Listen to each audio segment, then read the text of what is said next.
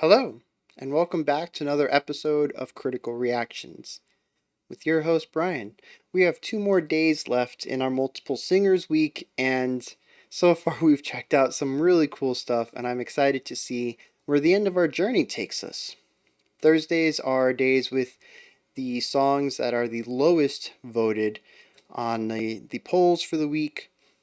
It is not necessarily the song that was polling the worst, but it's definitely in the lower half. So that tends to be pretty interesting, for me anyways, because we get to check out stuff that doesn't normally do well in popularity.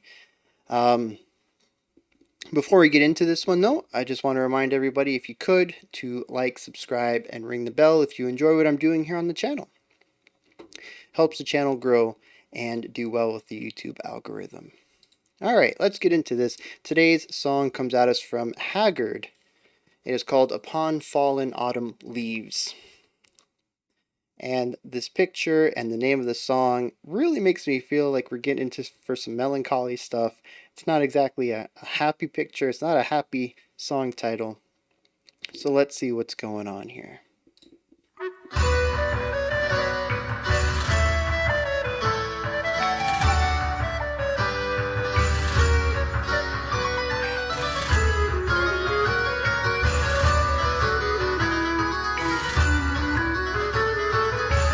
This is some beautiful Renaissance writing.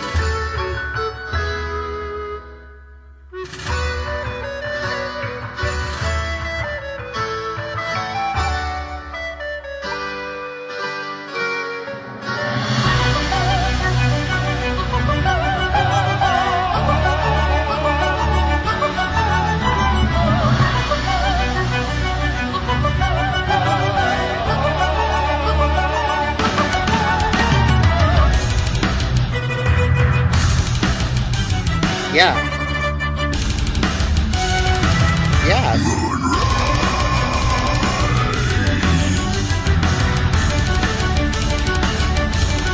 Yeah, I really like that rhythmic trading off there between the bass kicks and the violin. That was amazing.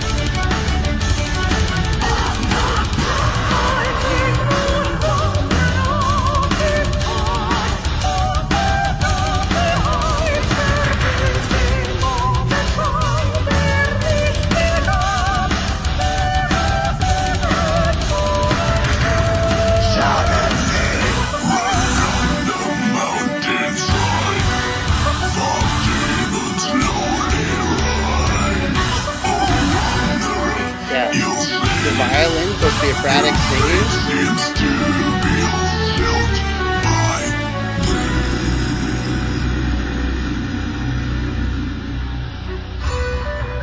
Yes, a beautiful ritardando to bring back this theme from the beginning. Yeah, let's go.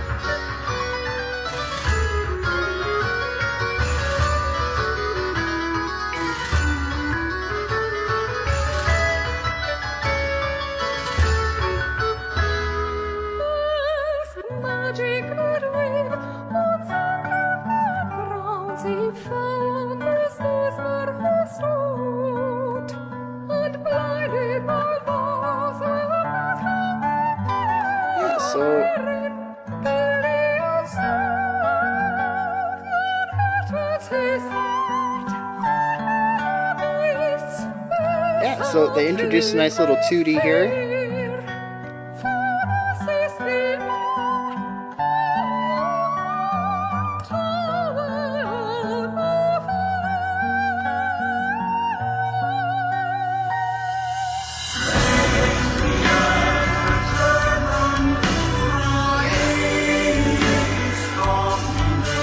Yeah, really sticking with the slower tempo and widening it out.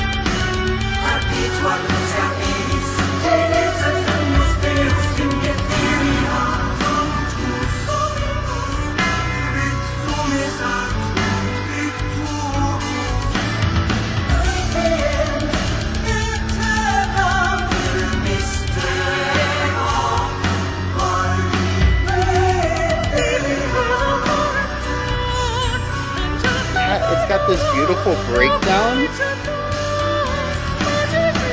and then the bells.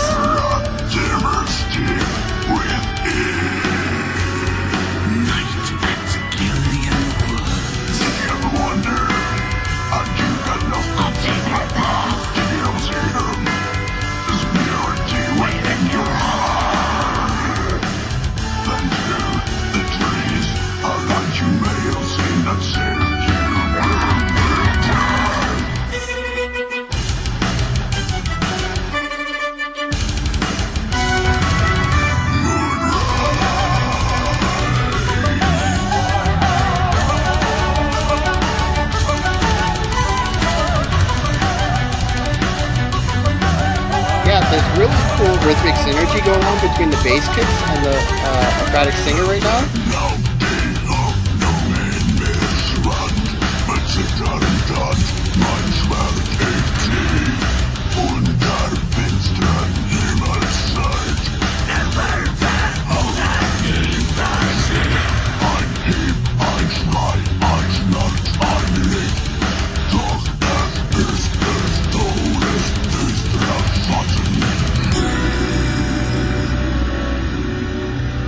Unfortunately, that straight metal section I'd say is the weakest part so far, but I think that's just because everything else is just fitting my eclectic taste very well. May fall.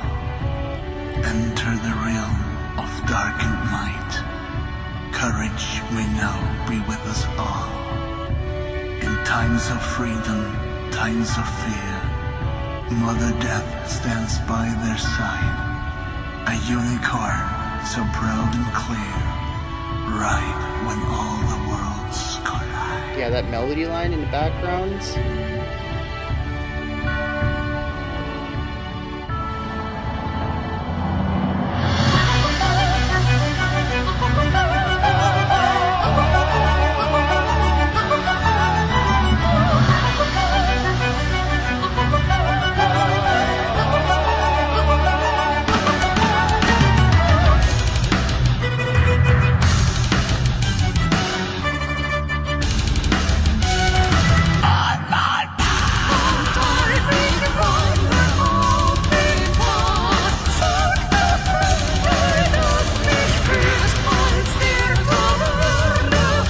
Dude, I would love to conduct this.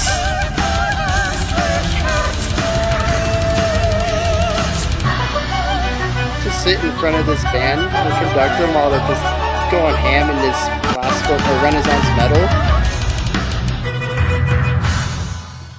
Yeah. Yeah. YouTube, you got good tastes. Tossing me some Church of the Cosmic Skull right after that. I mean, I would follow that up. Oh man. So yes, that was marvelous, start to finish. I am a bit saddened because Haggard had a chance to be in next week's theme and did not make the cut, unfortunately. And I would have loved to have Haggard 2 weeks in a row back to back because that was amazing.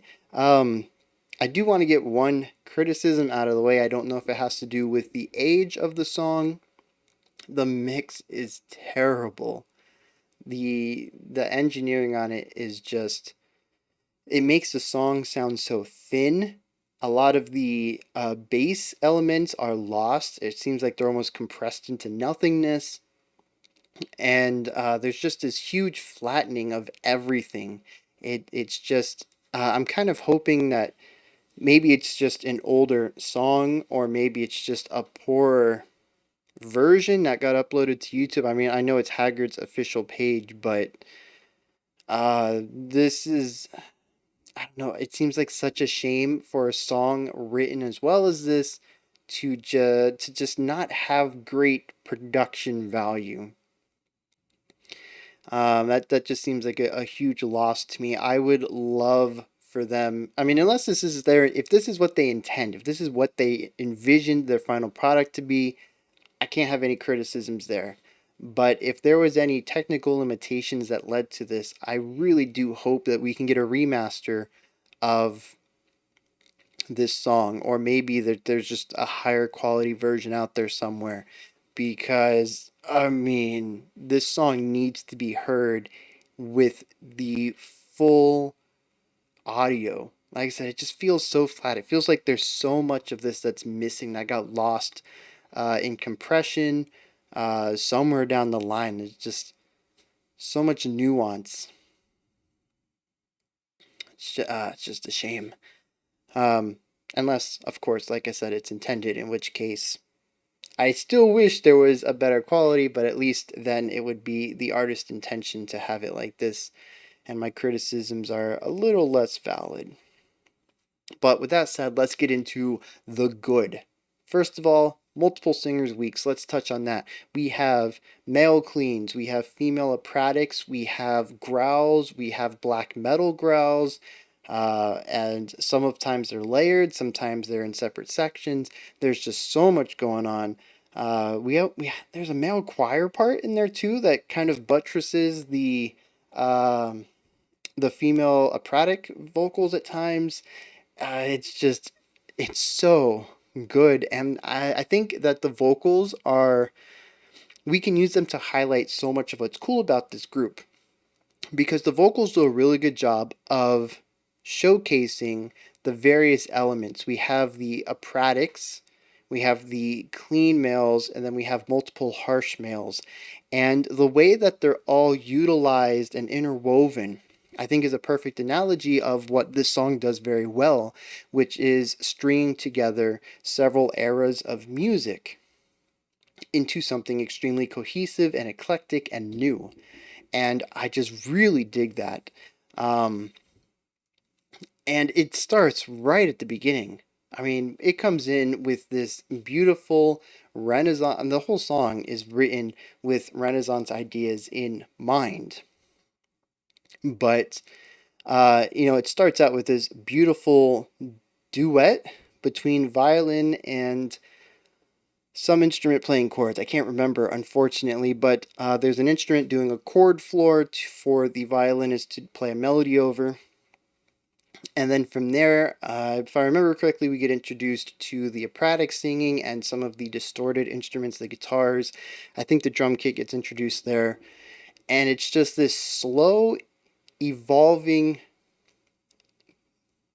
evolution of taking something extremely traditionally classical and just slowly adding in elements from metal and rock and modern, what I could say is modern classical metal, um, modern classical music. I think metal is probably the most popular genre that is closely linked to classical music. Um, it's, I don't think you have to go very far to find somebody who would say something along the lines of, if Mozart were alive today, he would write metal music. It's something that I've heard many times in my life, and I'm not even actively seeking the phrase out. But there is some truth to it. So it's interesting to see this music evolve from where it came from to its closest modern analogy, and seeing how all of this intertwines without giving up any of that traditional classical composition uh, elements that really define that opening duet. Um, we have guitars coming in, we have the drum kits coming in. I think there's a bass, but like I said, the bass really gets cut out so much. I can't really tell. Um, and we move through so many different elements.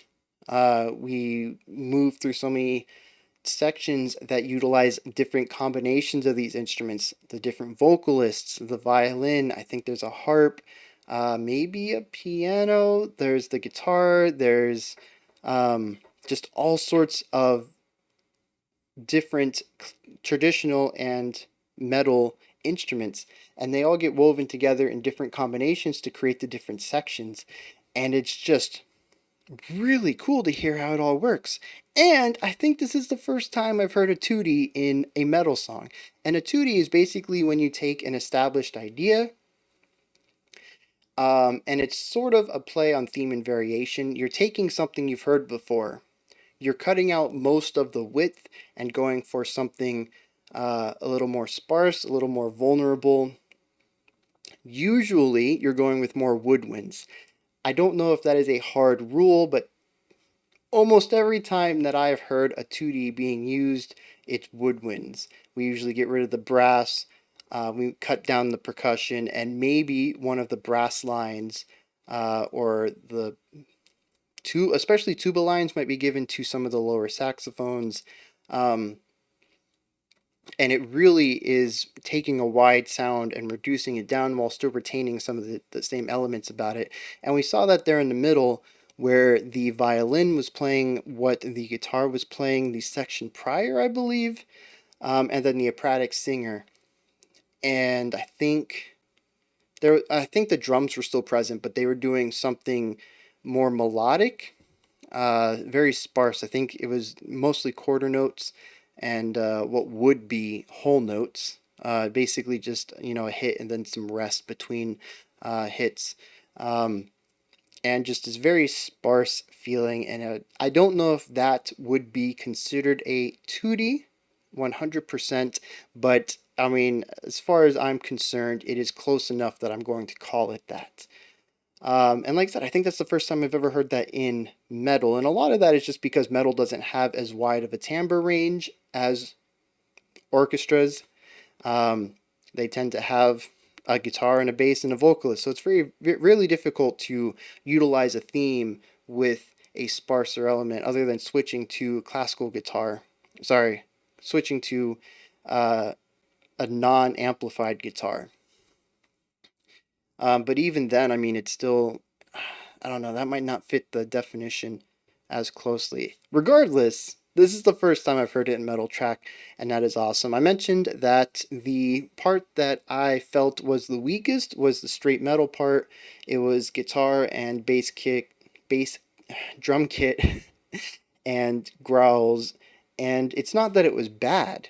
I think it worked within the contrasting ideas, and it created a new contrast that was basically ditching all of the older elements and going only modern.